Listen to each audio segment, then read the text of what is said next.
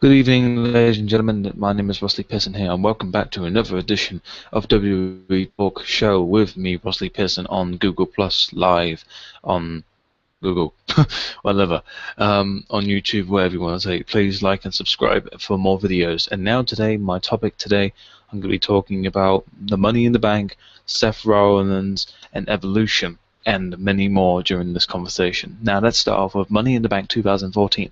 Money in the Bank is probably the most high-rated pay-per-views of the year, and last year it was fucking brilliant. And now can they top off this year, which is quite a big concern to me, and I think there's going to be a lot of a lot of concern to a lot of other professional wrestling fans. Why? Because there's only one Money in the Bank match. Second, if Danny Bryan doesn't participate in the Money in the Bank match, in the Money in the Bank pay-per-view against Kane, then he will surrender the titles, and then the titles will be like, there won't be any Money in the Bank match. The titles will just be on the line in a ladder match. But I don't think they will do that, because that would be bad for business. As I would say, if I was Triple H, that wouldn't be good for business. Excuse me. Yeah. So Money in the Bank 2014. They've already Stephanie McMahon's already made a match pretty much, but she hasn't. Obviously, it's only just been a week since Payback, so we don't know exactly what's going on for Money in the Bank. What we do know is that if Kane is number one contender for the WWE World Heavyweight Championship, because obviously of his championship rematch from Extreme Rules, like I said in my last video, and then but like I said, if he doesn't, then it will be a ladder match for the titles, which is pretty silly. But obviously Danny Bryan's going to beat Kane.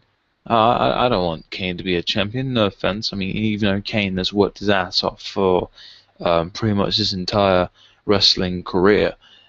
But it's just, I mean, the fans, nowadays in WWE, what you've got to understand, it's not about what you want, it's about what they want. You know what I mean? So, I mean, they won't give it to Kane. In that situation, Daniel Bryan is obviously the more better champ in this moment. I mean, yeah, Triple H gives Daniel Bryan a championship, but he still decides to make shit fucking decisions in WWE, and it's just not right, not cool, absolutely not cool indeed. But anyway, as I'm saying about Money in the Bank, in all honesty, guys, I do not know who could win it.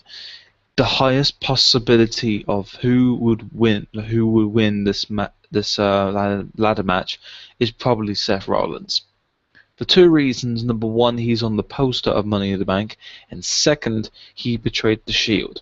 Now, if Seth Rollins is in the Money in the Bank match with the other participants probably heading into the Money in the Bank match, we're not so sure.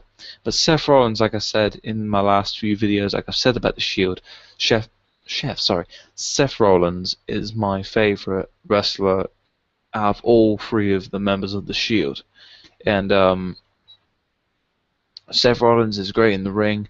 He's pretty good on the mic, and I can just imagine him being a future star. I mean, I know Roman Reigns will probably be the main man, and Dean Ambrose will probably be like another mid-card sort of person, because Roman Reigns is more heavyweight. Like, Vince McMahon loves bodybuilders. We all know this. We've known this for years. I mean, take a look back at the golden age with Hulk Hogan, the Ultimate Warrior, and all those sort of people. And then there's freaking Goldberg, Batista, Triple H, John Cena. For all them people, that's the list goes on and on and on. You know what I mean? But yeah, I think Seth Rollins will be a big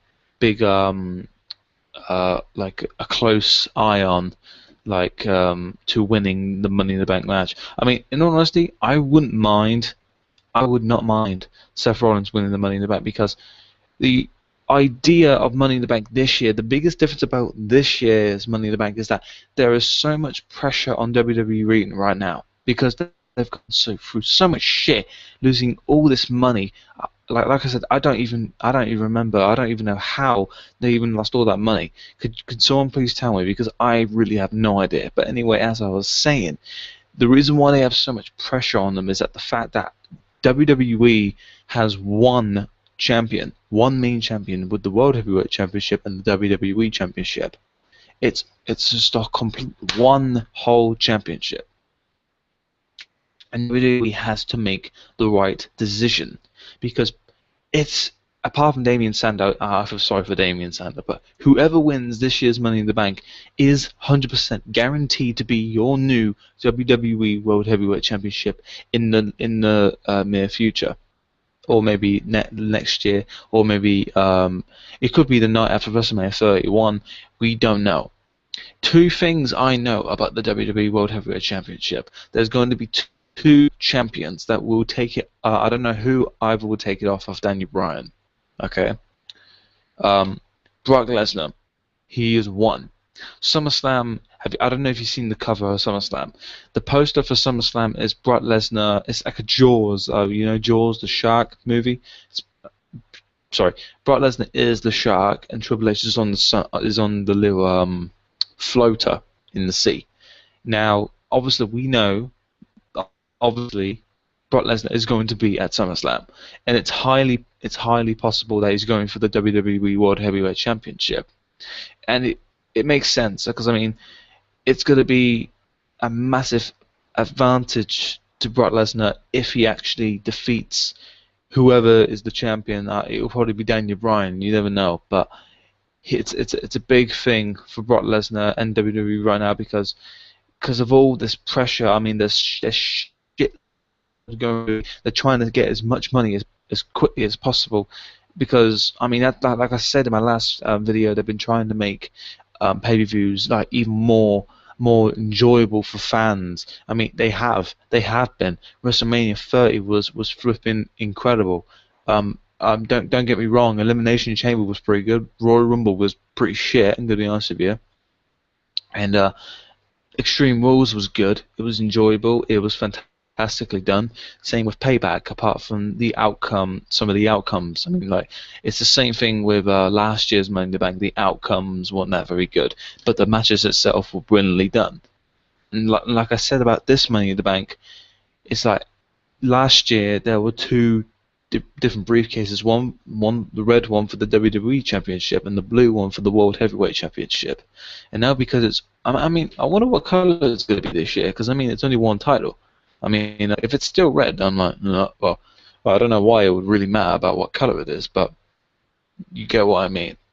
But yeah, I think Seth Rollins will win Money in the Bank, or Cesaro. Why Cesaro? Because he is a big catch right now in WWE, believe it or not. Even though Cesaro had a big loss to Sheamus at Payback, the match was good, and I can see I can see Cesaro, even though, because he doesn't really need the United States title, even though a lot of people wanted that outcome for Cesaro to be the United States champion.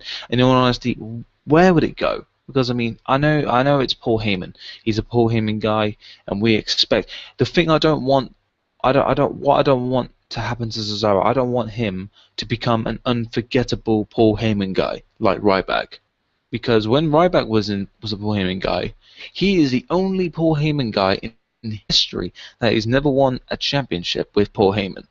And to look at it, everyone else, like CM Punk, Rob Van Dam, Brock Lesnar, all them guys have won championships with Paul Heyman.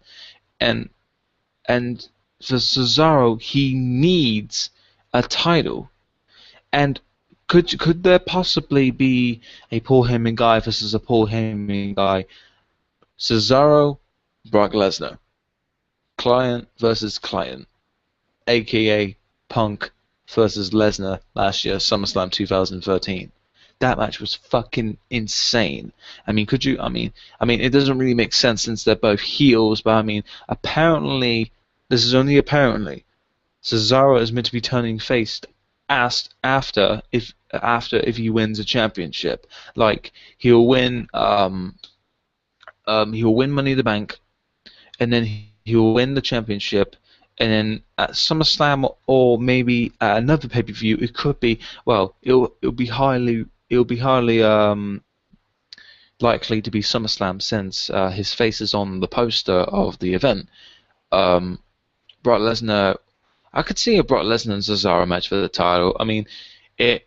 It obviously makes more sense if Cesaro is the face, but Cesaro and Lesnar, I would not mind that match because Cesaro and Brock Lesnar are well, they're quite similar to their ring abilities. Even though Cesaro didn't do UFC or win a UFC World Heavyweight Championship, NWA or whatever you want to call it, I think it was NWA. Yeah, yeah, NWA Championship, whatever you want to call it. Cesaro is a phenomenal athlete and incredibly strong for his physique and size. I mean, if there was ever a match between Cesaro and Brock Lesnar, I would pay to watch that.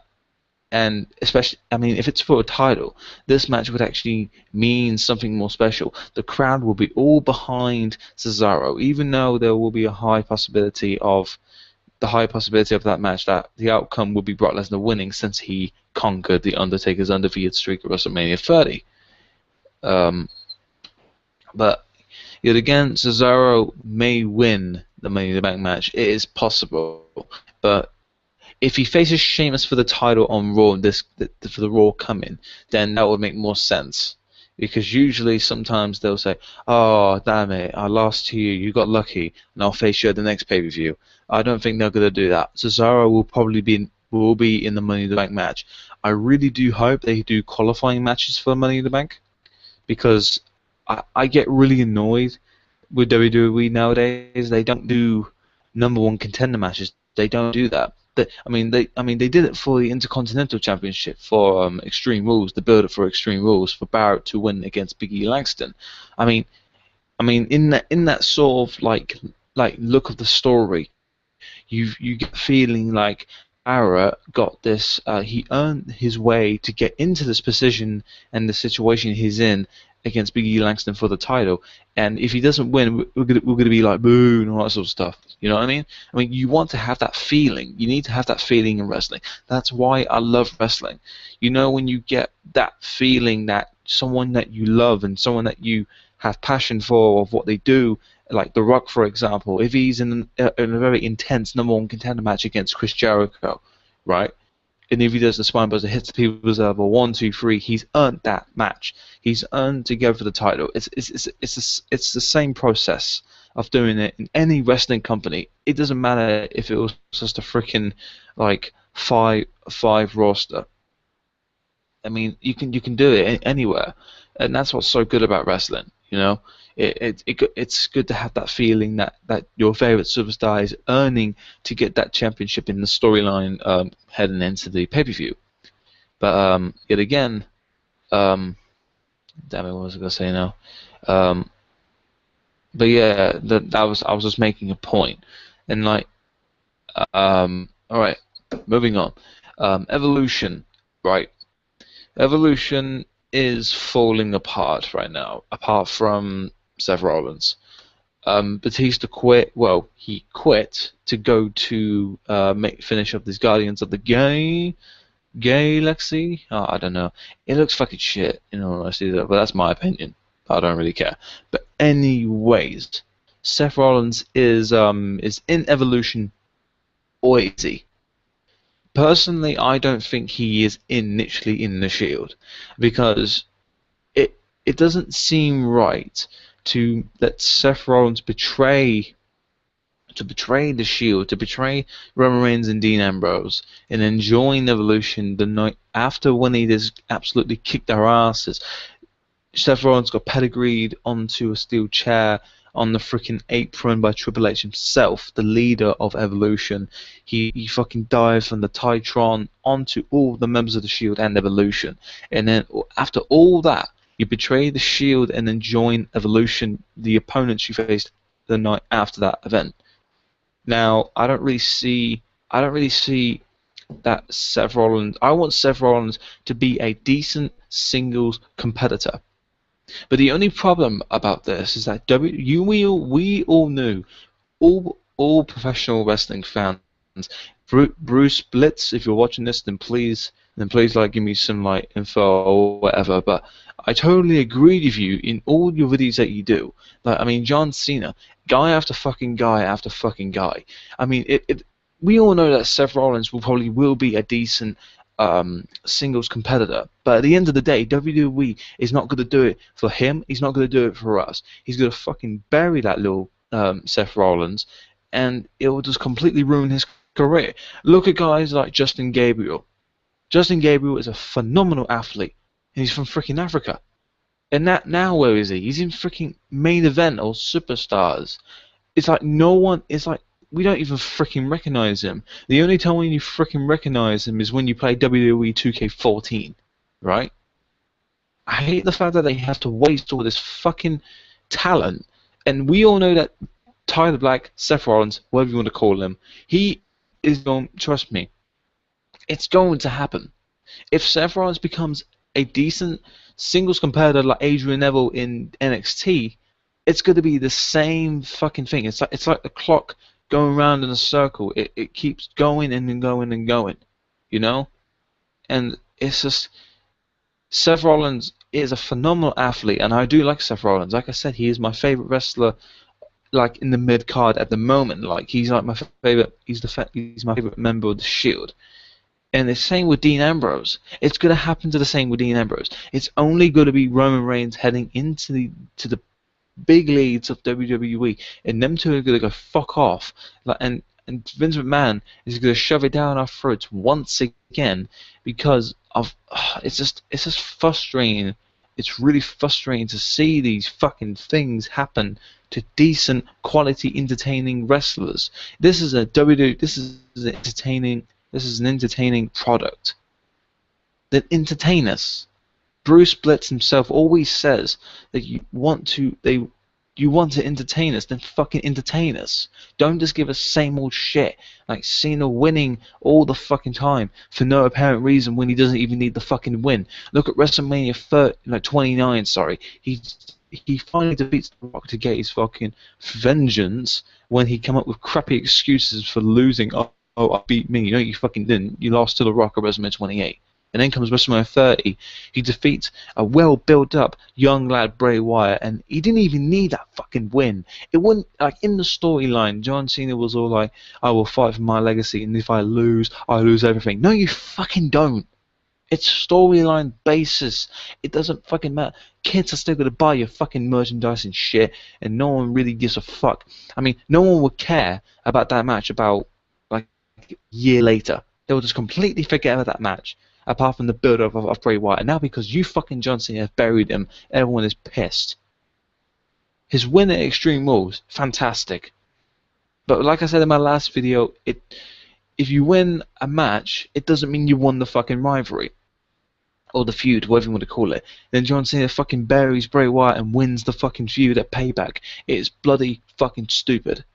Why build up someone who is so fucking talented on the mic? He's fucking, like, character is brilliant. He makes great promos, and his in-ring ability, not just like Stone Cold said in his little interview about Bray Wyatt, he likes Bray Wyatt ever since he was first as Husky Harris. He liked what he did in the ring and everything like that. I mean, I admit, I didn't think he was going to go anywhere, and then suddenly this Bray Wyatt gimmick comes out in the middle of nowhere, and he fucking owns everybody. And he's like this creepy person, and it's just fucking annoying that the fact that Bray Wyatt has got freaking buried. And like I said in my last video, Bray Wyatt, it doesn't matter how many wins he'll have now. It doesn't matter who he faces. It could be freaking Randy Orton. If he beats Randy Orton, it's not going to matter. It's not going to matter to anyone he faces for the next 6 months of this year. If he has a big win, make him win Money in the Bank. That is the last chance. That's their last chance. Because it does, like I said, if he faces anyone else, it's not going to matter. It's the same thing, same process with Evolutions like Seth Rollins or whatever. I don't think he will be part of Evolution. That's my opinion. But like I said about Seth Rollins and Dean Ambrose, they will get buried. It's the same fucking thing going on for like nearly 10 years. Bury after bury after bury after fucking bury. We're all sick and tired of it.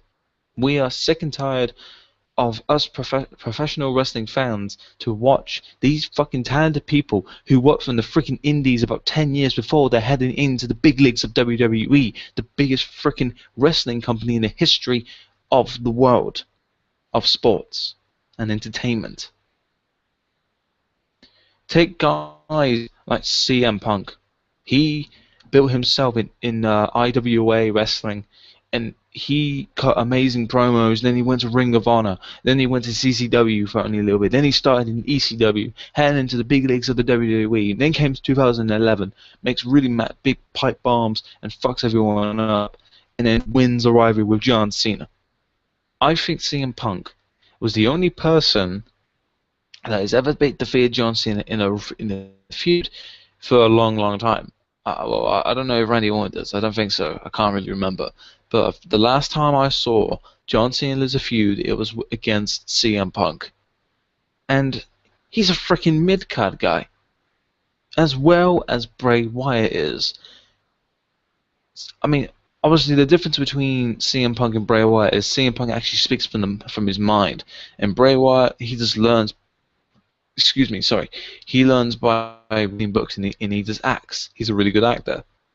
I mean, I'm taking nothing out. I'm taking nothing out of Bray Wyatt. I'm taking nothing out of all the freaking good, entertaining wrestlers who perform and put their lives on the line every freaking Monday to Friday to Thursday to whatever.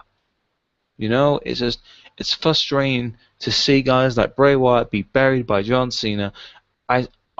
Before any of you Cena fans out there start complaining about this video, I like Cena as a person.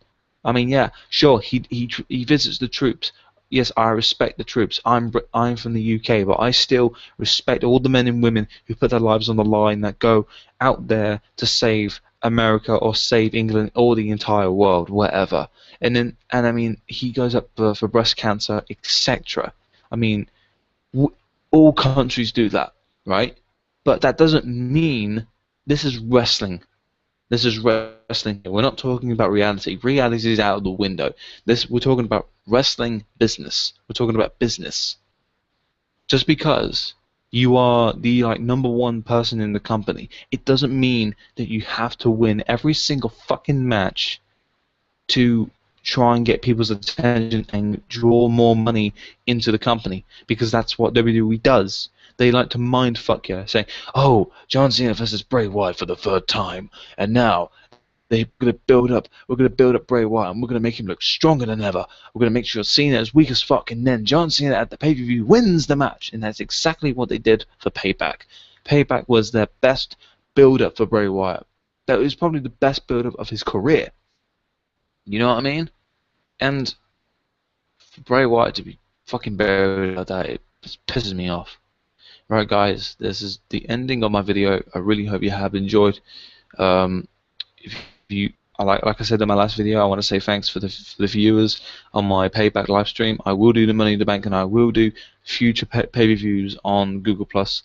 And this is my little, well, this is my ending. So I hope you enjoyed. Peace.